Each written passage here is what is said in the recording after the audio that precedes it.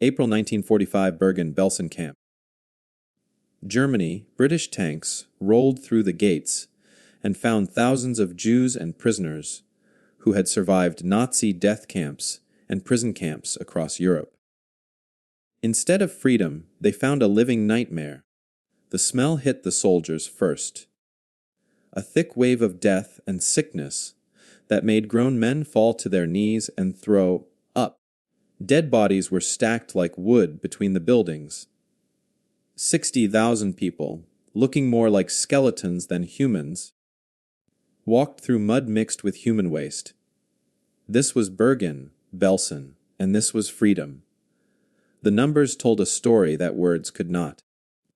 In the first week after British and Canadian forces arrived, 400 people died every single day. Not from Nazi bullets, not from gas chambers. They died after being rescued. They died in the arms of the people trying to save them.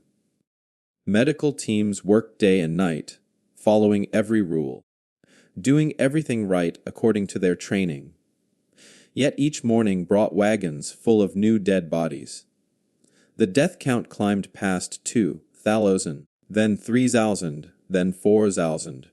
At this rate, British commanders made a dark prediction: 30,000 more would die within the next 2 months, even with the best medical care the Allied forces could give.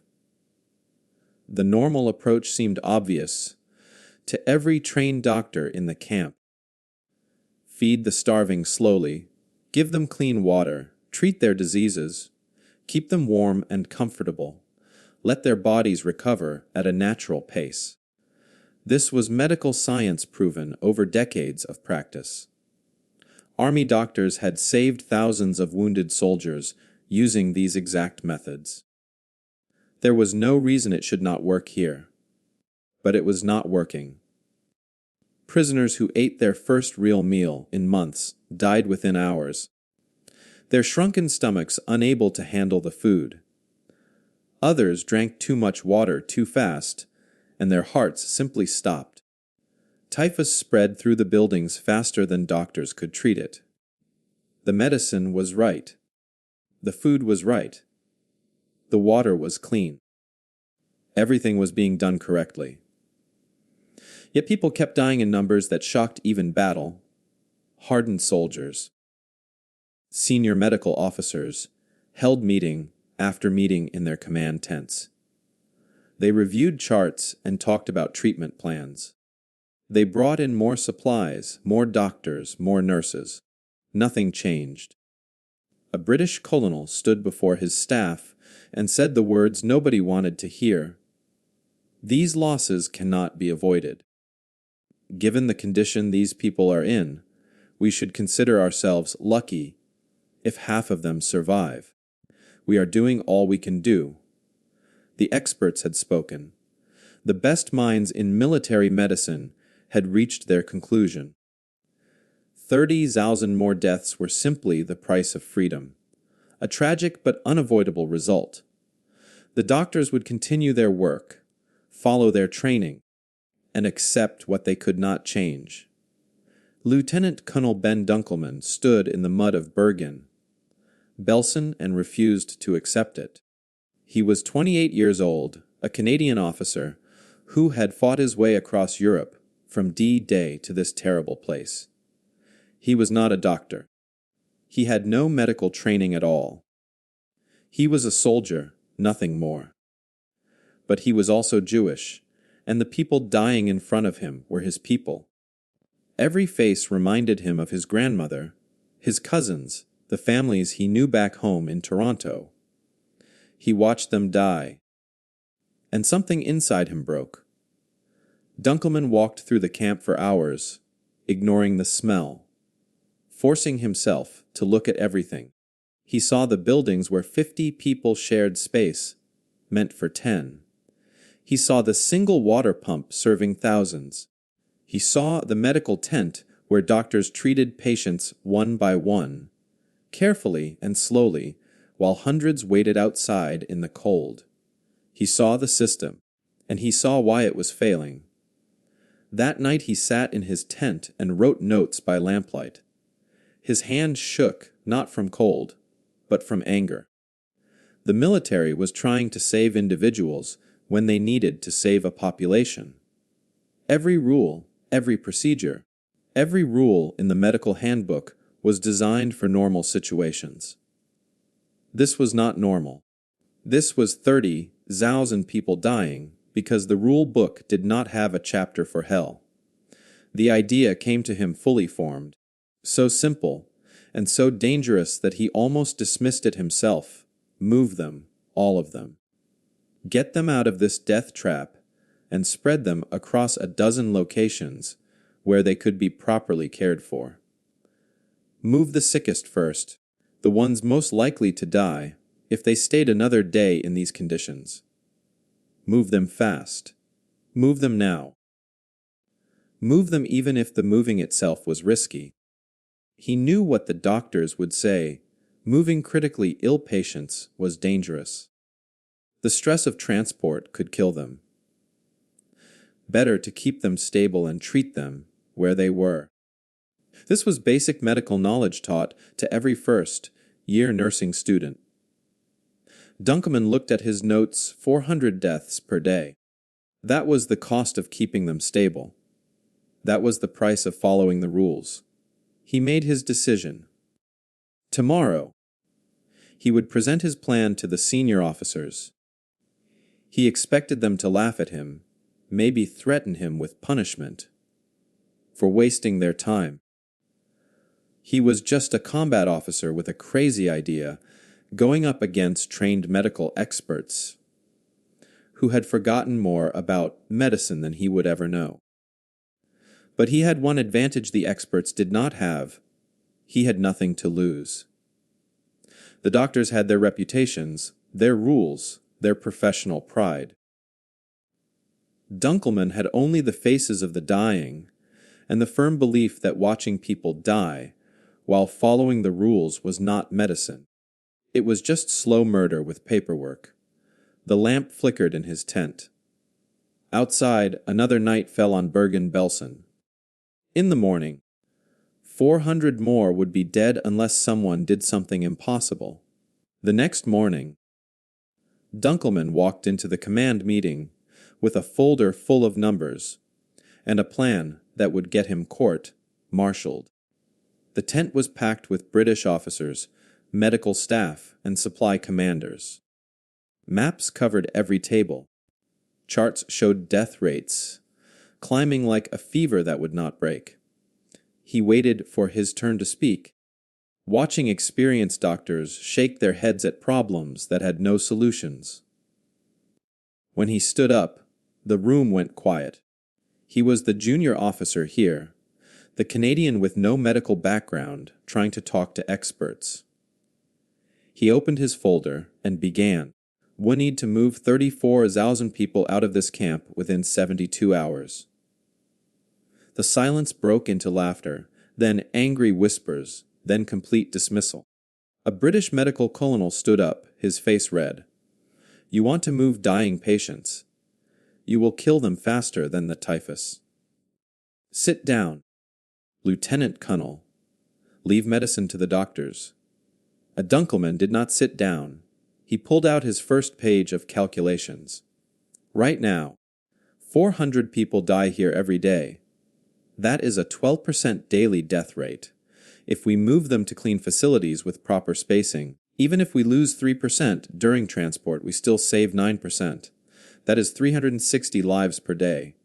Every day we wait, we lose those lives. His voice was steady, but his hands gripped the folder tight enough to wrinkle the pages. The medical staff pushed back hard. Moving critical patients required ambulances, trained transport teams, proper equipment. They had none of that. The roads were damaged from war. The weather was cold and wet. Patients would die in the backs of trucks, bouncing over rough roads, bleeding out or going into shock before reaching any destination. It was madness. It was impossible to organize. It was medically irresponsible. Dunkelman asked for one chance to prove his theory. Give me 500 of the sickest patients. Give me whatever trucks you can spare. Let me move them 15 kilometers to the nearest town with intact buildings. If I am wrong, I will never question medical decisions again." The room erupted in arguments. Finally, a single voice cut through the noise. Brigadier Glyn Hughes, Deputy Director of Medical Services, stepped forward. He was a career military doctor who had seen every kind of battlefield horror. He looked at Dunkelman, then at the death rate charts, then back at Dunkelman. "You get your test. 500 patients, 24 hours to show results. If your death rate is higher than ours, this conversation ends forever." The next morning, Dunkelman took control of every vehicle. He could find German army trucks, abandoned ambulances, even a few civilian buses left behind in the chaos. He gathered medical assistants, nurses, and volunteers who were willing to try something crazy. The plan was exact. Each patient would get exactly first 200 calories of food before transport, spread over 6 small meals. Water would be limited to half a liter every 2 hours. No exceptions. Bodies needed fuel before they could handle the stress of movement. They loaded the first truck at dawn. Patients so thin their bones showed through skin like shadows. Many could not walk. Volunteers carried them on stretchers, moving as gently as possible over ground that offered no gentleness. Each truck held 20 people, packed with blankets and hot water bottles. Medical staff rode along, checking vital signs, ready to stop if anyone crashed. The 15-kilometer journey took 3 hours. Trucks moved at walking speed over roads destroyed by bombs and tanks. Every bump brought gasps of pain from the cargo beds. Twice they had to stop when patients needed emergency care. Dunkelman rode in the lead vehicle, checking his watch every few minutes, calculating death rates in his head like a man counting down to his own execution. They reached the town by noon. Empty German military buildings became instant hospitals. The buildings were cold but dry, with real floors and real roofs. Space. That was the miracle Dunkelman was betting everything on. In Bergen, Belsen, 50 people shared rooms meant for 10. Here, each patient got their own bed with 3 feet of space on every side, room for air to move, room for disease to not spread like wildfire. The test results came in after 24 hours. Of the 500 patients moved, 15 had died during or shortly after transport. That was 3% death rate. Back at Bergen, Belsen main camp, 60 patients had died from the same starting group of 500 who stayed behind. 2%, exactly as the statistics predicted. Dunkelman had just proven that moving dying people was safer than leaving them to die in place. Brigadier Hughes reviewed the numbers 3 times. He walked through the new facility, checking on patients, talking to medical staff. The survivors were not healthy, not by any measure, but they were alive. More importantly, they were improving away from the contaminated hell of the main camp. Basic medicine actually worked. Wounds started healing. Fevers broke. Bodies remembered how to fight. Hughes made his decision. Dunkelman would get his full operation. 200 vehicles. Whatever he could grab from German POW camps. 2,000 German prisoners of war would be put to work as labor, moving supplies and setting up facilities. 400 medical personnel would be reassigned to support the operation. The British High Command would be informed after it was already happening, because asking permission would mean delays, and delays meant death. The logistics were overwhelming. Dunkelman needed to move 34,000 people to 12 different locations within 8 days. That meant over 4,000 people per day. Every location needed beds, food, water, medicine, and staff. They had to convert German military buildings, schoolhouses, factories, and warehouses into working hospitals overnight. Supplies had to be tracked down, trucks had to run constantly, and every single patient needed individual care plans. Dunkelman worked 20-hour days, sleeping in trucks between convoy runs. He created a system where medical care continued during transport. Nurses rode in every vehicle. Food and water were given on schedule. Patients were watched constantly. The trucks became moving hospitals, keeping people alive during the journey to places where they could actually recover.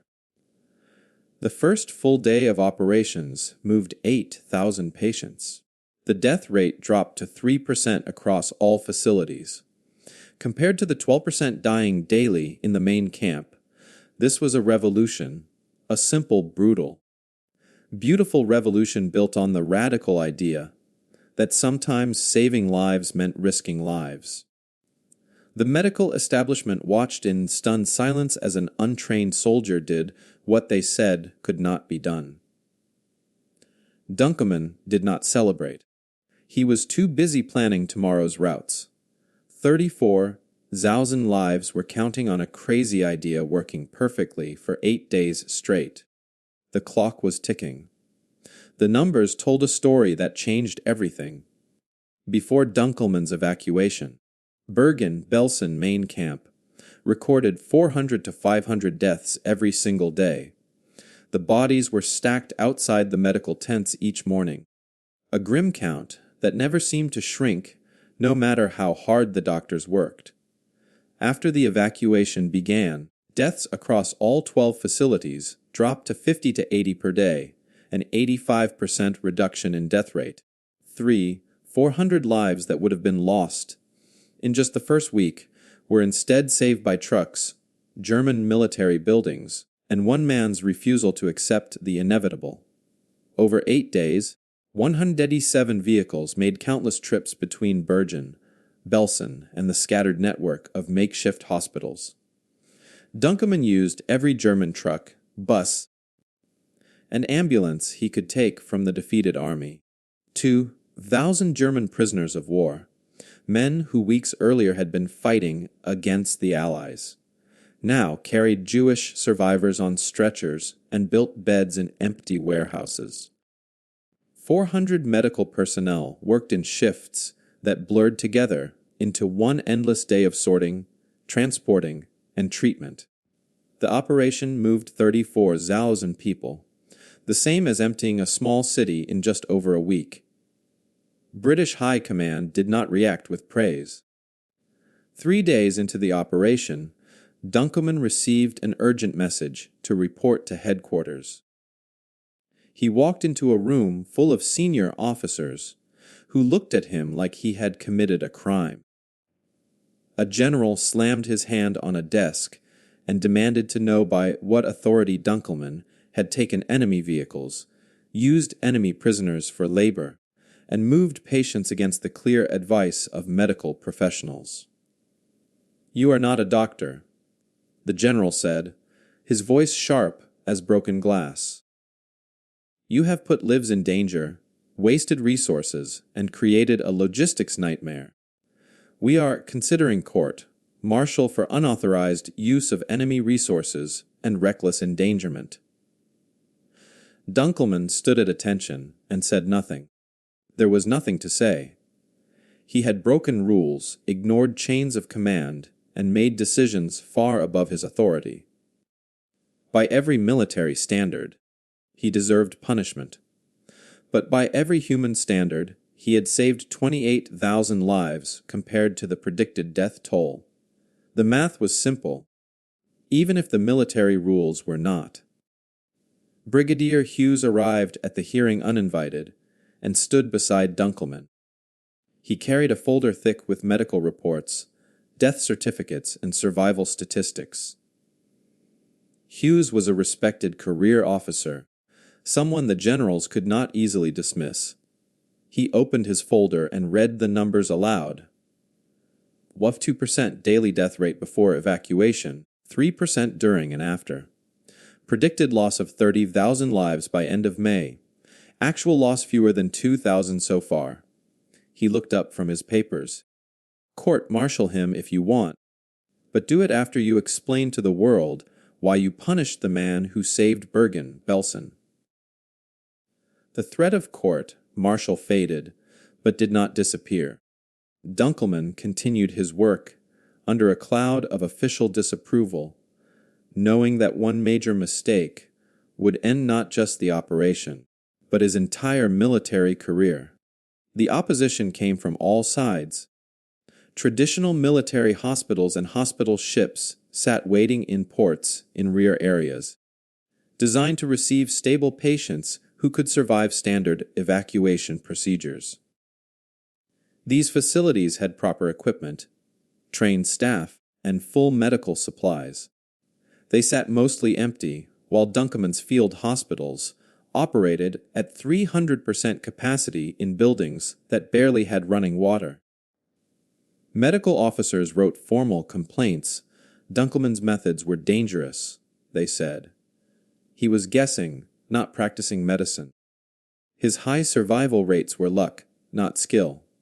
Sooner or later, a truck would crash or a facility would be hit with an outbreak, and hundreds would die all at once. Then everyone would see that the proper, slower, more careful approach had been right all along. But the crashes did not come. The outbreaks did not spread. The death rate kept dropping. The alternative approaches proved less effective in ways that could not be argued away. Hospital ships designed for 200 patients received maybe 50 from Bergen-Belsen, all in stable condition, all requiring minimal care. Traditional evacuation to rear area hospitals took weeks to arrange, required tons of paperwork, and could only handle small numbers. By the time the proper channels processed requests and approved transports, the patients were already dead. Dunkelman's system was crude and chaotic, but it was fast and it worked.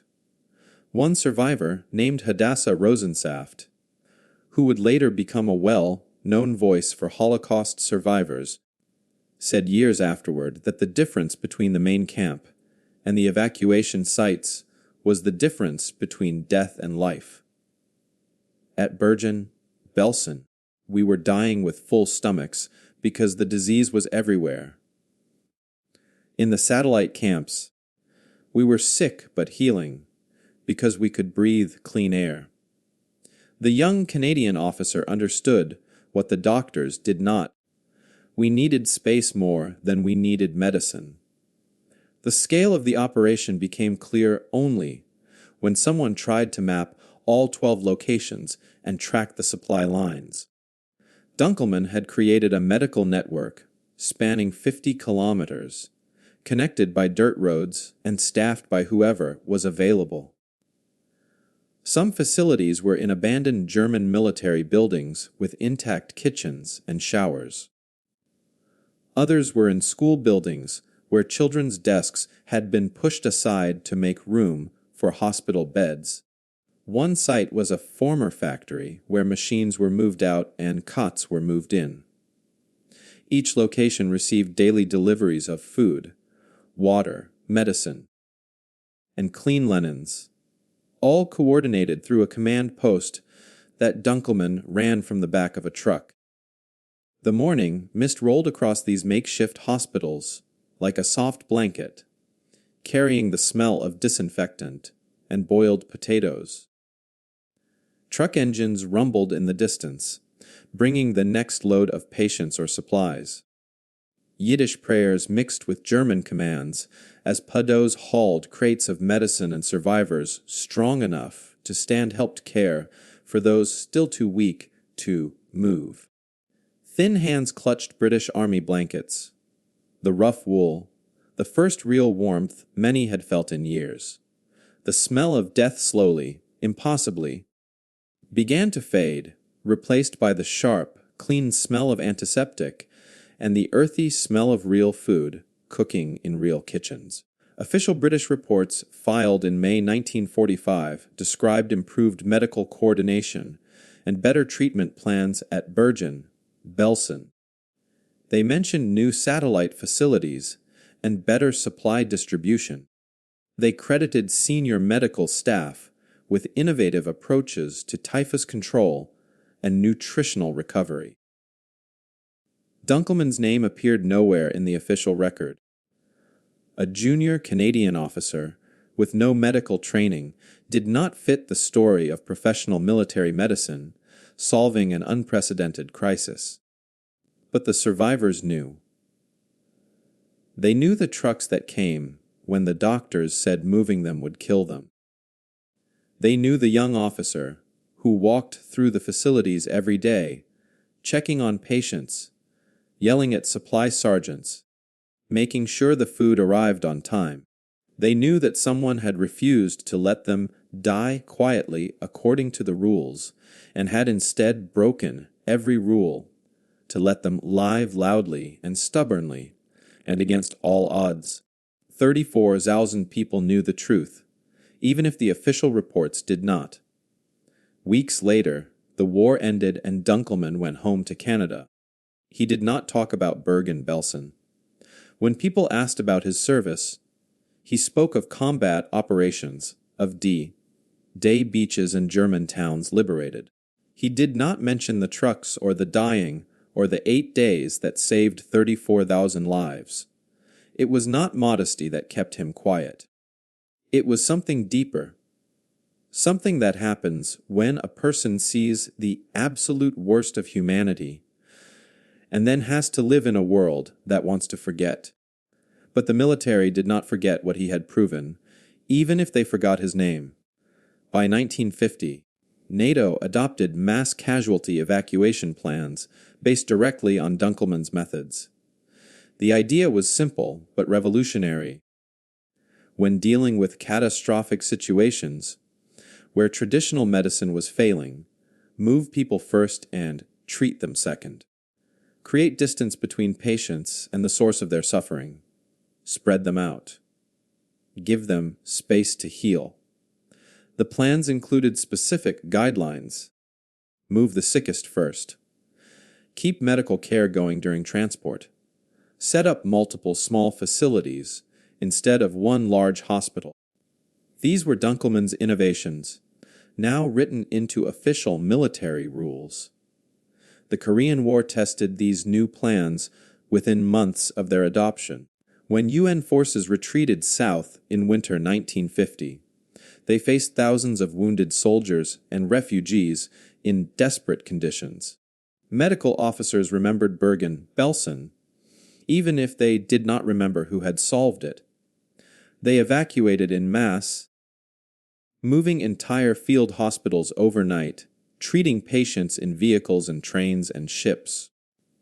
The survival rates shocked traditional military doctors who still believed that moving the critically ill was a death sentence. Dunkelman's approach had become standard practice, the new normal replacing the old. Vietnam saw the same methods applied with helicopters instead of trucks. Wounded soldiers were pulled from jungles and evacuated within minutes to facilities far from combat zones. MASH units became mobile by design, ready to pack up and move whenever the military situation demanded. The population health approach, treating groups instead of individuals, saving lives through organization instead of just medicine, became the foundation of modern combat medicine.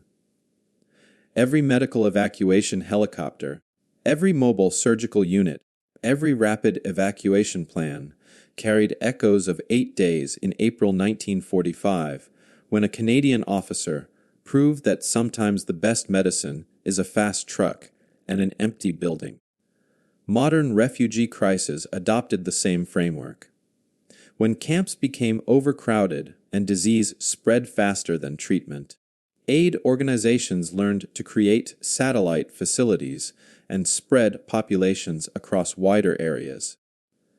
The World Health Organization published guidelines for epidemic response that emphasized rapid, patient movement away from contamination sources. Dunkelman's fingerprints were on every page, though his name appeared nowhere in the citations. Back in Toronto, Dunkelman built a successful business career and raised a family.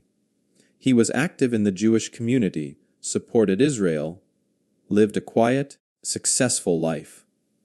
For nearly 40 years, he barely mentioned Belsen. When he did speak of it, his voice was flat and factual, describing organization and death rates as if reading from a distant report about someone else's life. The emotional weight of those 8 days stayed locked inside, too heavy to share with people who had not been there. In the 1980s, Holocaust survivors began organizing reunions and memorial events. Some who had been at Bergen, Belsen started asking questions. Who was the young Canadian officer who had organized the evacuation? Who had taken control of the trucks and set up the satellite camps? Who had fought with the British command to save them when the doctors said they could not be saved? The search led them to Dunkelman, now an elderly man who seemed surprised that anyone remembered or cared. The survivors remembered everything. They remembered being carried to trucks when they could not walk. They remembered blankets and warm food, and the miracle of clean air in buildings that did not smell of death. They remembered a young officer with dark circles under his eyes who checked on them personally, who yelled at supply sergeants in multiple languages, who treated them like human beings worth saving instead of problems too difficult to solve. They wanted to thank him. They wanted the world to know his name. Dunkelman agreed to speak at Holocaust remembrance events. His talks were brief and uncomfortable, a soldier's report rather than a speaker's performance. He spoke of numbers and organization, of trucks and military buildings and food rations. He avoided drama, refused to make himself a hero, sent praise back to the medical staff and volunteers who had done the actual work of caring for patients. But the survivors knew better. The medical staff had been there before Dunkelman arrived, following plans while 400 people died daily. The change, the revolution, the salvation had come from one man's refusal to accept expert opinion when expert opinion meant death. Israel honored him in 1997, long after most of the world had moved on to other stories. The recognition came quietly, without the attention given to military heroes or famous rescuers. Canada took even longer to recognize what one of its soldiers had accomplished.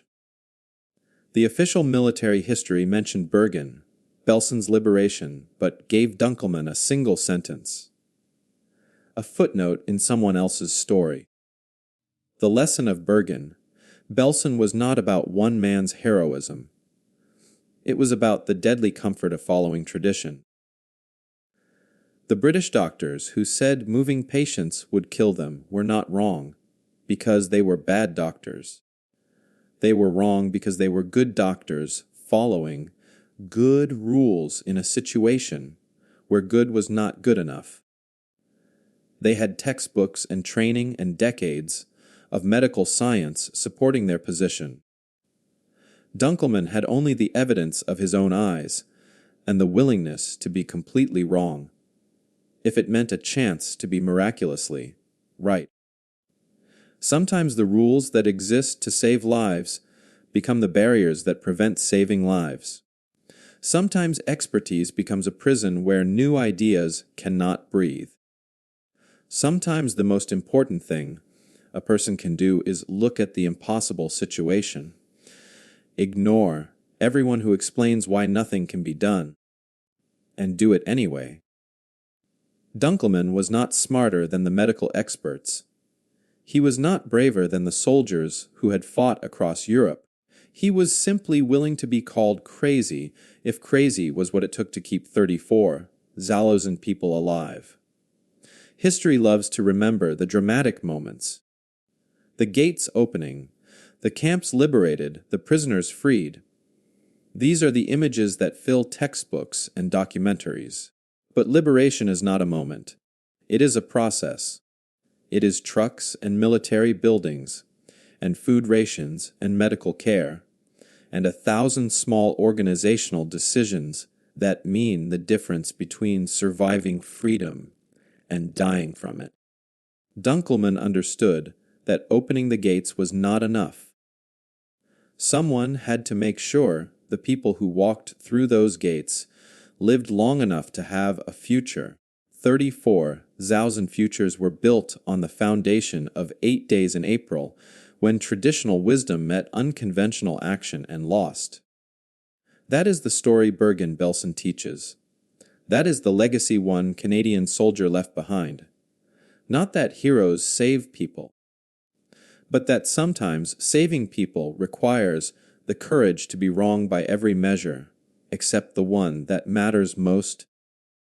The measure of lives continuing instead of ending, of hearts beating instead of stopping, of bodies healing in clean spaces instead of dying in contaminated ones. By that measure, Dunkelman was not crazy at all. He was the only sane man in a world that had forgotten what sanity looked like.